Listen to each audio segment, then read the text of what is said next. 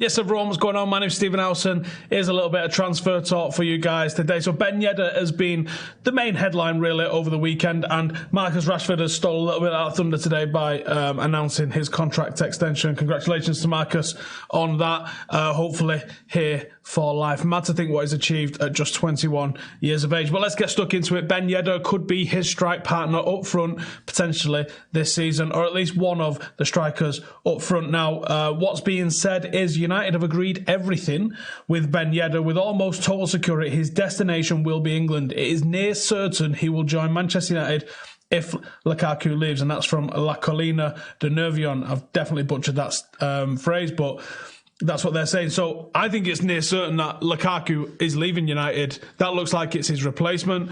And I'm pretty happy with it, to be honest with you. Not a big guy, not a big signing in terms of like commercial value. I see a lot of real good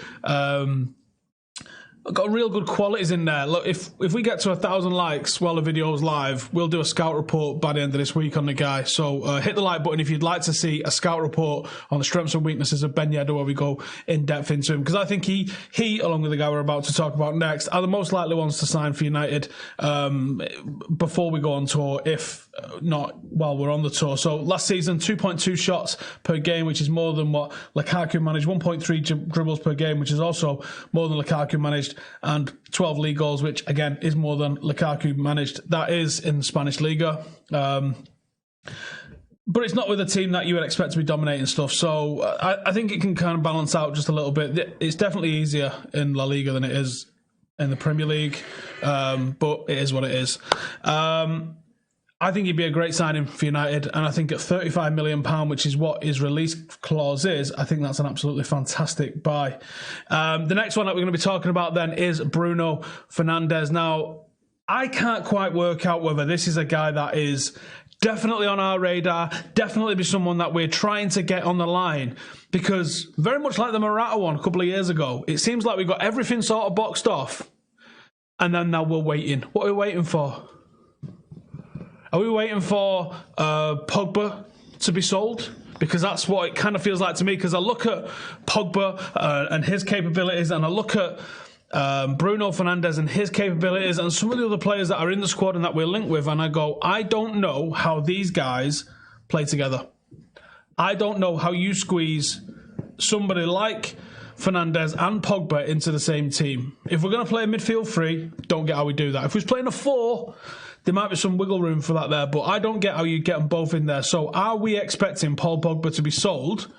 And that's why we're going to move on to Fernandes, because Fernandes, goal-scoring midfielder, creative from midfielder, operates in that final third, operates in a counter-attacking role in a counter-attacking team. I can see him being a very big part of what Solskjaer wants to do, but is he plan B if plan A, assuming plan A is Pogba stays?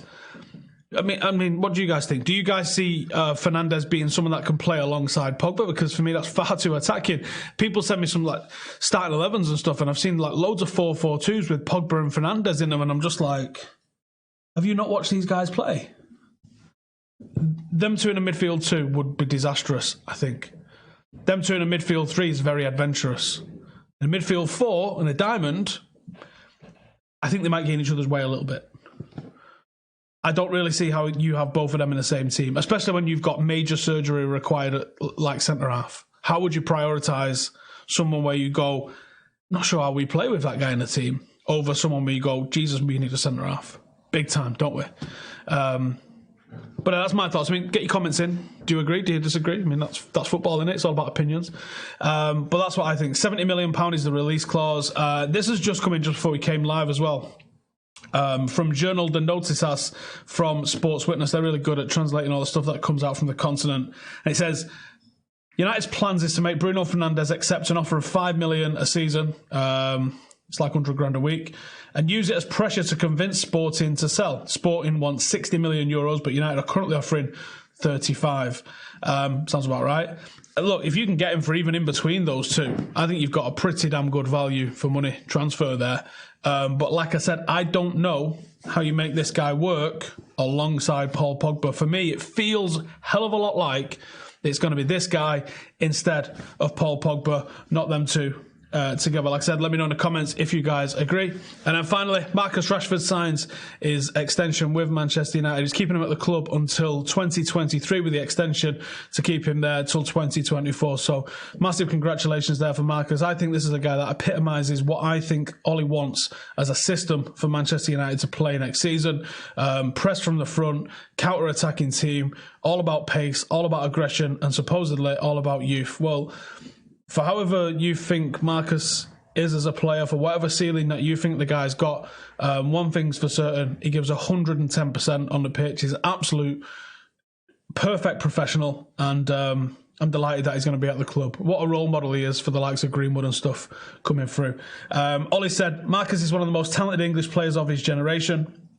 He is an outstanding player, blessed with natural pace and energy.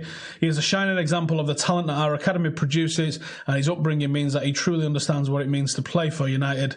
And despite being only 21 years old, Marcus already has great experience. He has a fantastic future ahead of him with the club, and I am delighted that he has signed a new contract. So there we go. That is what the gaffer is saying. Get any of your questions that you've got in the comments below, and I'll dig into them right now. Let me just pull them up and see what everybody is saying. Even if Pogba stays, I can see him being benched because he can't be trusted. I think commercial pressures mean that you don't really see Pogba on the bench too much. United 88 JB says, how will Longstaff fit in what position? Longstaff would be a 6. Again, this is another player. There's so little experience at the top flight level there with Longstaff that I think he's got some good qualities. If I had to pinhole him into the style of player he is, not ability, listen to me very carefully, not the ability of the player, but the style of player. There's a lot of character about the way that Longstaff tries to play the game. If you look at, you can say a midfielder is like a Kante, or a midfielder is like a Pogba, or a midfielder is like an Herrera, and you would go, okay, I kind of get the kind of play you're talking about there. Doesn't mean they're as good, it just means that that's the sort of role that they fulfill. If I had to say anything, Longstaff's a player that can pass from that middle third into the final third. He's a guy that likes to take shots. I think there's a lot of character about his game. I just don't know where his level is yet. The 3 or 4 games I've seen him play, not been impressed. I'm going to be honest with you. Not where I go, oh yeah, that's a real player. Now, there's I think he's called Tommy Doyle at Manchester City, young 17, 18-year-old lad. Saw him and 20 minutes in was like, oh my God, what a footballer. Sometimes you don't need long to know how good a footballer is. Sometimes it might take a bit more to figure out what their game's all about. United have got ball-playing midfielders. Jimmy Garner, Dylan Levitt, Angel Gomez, all 3 a little bit slightly different to the other. I don't see how Longstaff comes in and is levels better than them. Is he an absolute definite starter? Not for me, he's not. Not after half a dozen Premier League games. Why are we going with him for 25 and not going with our own midfielders and then using that 25 million? Because I can't imagine we've got an unlimited budget this season and going for somebody like an Alderweireld, who is an absolute tap-in at 25 million. Ridiculous. If Pogba wants away, collect the money and buy Slabhead. With you on that one, Billy. Whatever happened to United's pursuit of Alderweireld? Placing a bet that United win the Premier League in the 1920 season. Do you know what? I'm not. Look, I think United can have a great pre-season. I think we can start the season showing a lot of good signs of what we saw in that first 10, 12 weeks of Ole's reign. But I still think that this squad massively lacks the capabilities and the abilities to go and have a sustained campaign where we can go on and win something. We lack the quality right throughout the team to go and do that. There you go. James Hadaway says Rashford isn't worth 250 grand a week. He's not on 250 grand a week. He isn't consistent enough. What 21-year-old is? If he was a United fan, a true United fan, he wouldn't have held the club for his wage.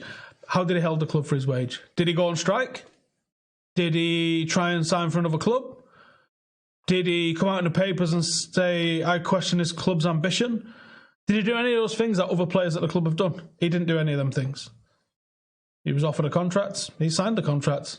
I think that was about the top and bottom of it, to be honest with you. If a club are prepared to pay it, I mean, he's right in the same sort of bracket as Luke Shaw. If Luke Shaw deserves it, does Marcus deserve it? I think so. The wage structure at the club's fucked anyway because of Sanchez. The wage structure's arguably been fucked for a long time. If Ashley Young's on 130, anybody in that club can go and ask for 200 as far as I'm concerned. Ndombele going to Tottenham. Great signing for them. Absolutely great signing for them. Brilliant news about Rashford, said Zephyr. Glad he's signed. Just hope the fans will be patient with Ole next 3 seasons. Which centre-back do I think will sign this summer? I think Maguire. I think Maguire could be done. Not as in could be done as in it's like it's nearly done. Like I think it's kind of done. I mean, I think we could do that transfer.